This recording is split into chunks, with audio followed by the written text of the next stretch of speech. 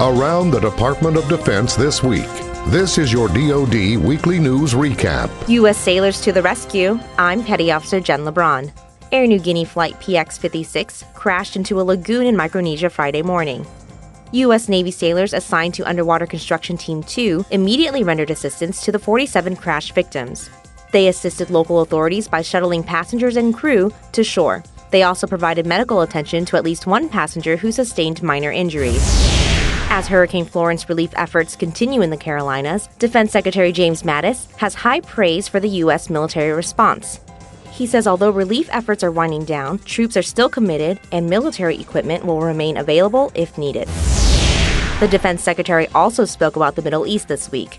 He says Iranian influence in the region is a hot topic. They're a concern to anyone who wants stability, anyone who wants some kind of prosperity in the Middle East that's not interrupted by the only nation that is threatened to interrupt the freedom of navigation. And while American and allied troops are in the region fighting against the remains of the Islamic State and the Taliban, defense officials say it's important to counter Iran's influence on these groups. Our presence in certain places can constrain Iran's freedom of maneuver.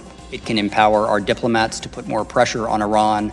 But our purpose in being there and our military operations are not being conducted per se against Iran.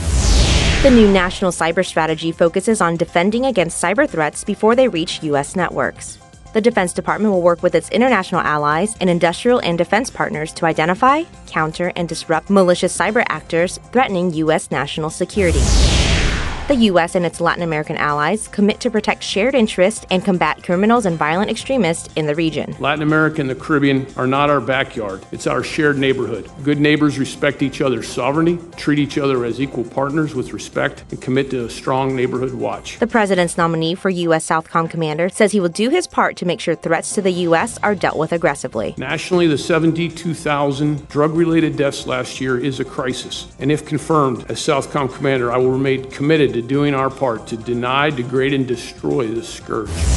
North Korea remains a threat to its neighbors, and President Trump's nominee to be the next commander of U.S. forces in Korea is intent on keeping the peace through relationships. Our strong combined military power with the Republic of Korea has sustained armistice conditions for 65 years and supported our diplomatic and economic efforts today. The general also intends to continue with UN and allied priorities. The foundation for success in Northeast Asia is largely due to the extraordinary relationships we have built over time with United Nations sending states and our Indo-Pacific neighbors. That's your DoD News Weekly Recap. I'm Petty Officer Jen LeBron. For more stories like these, go to defense.gov.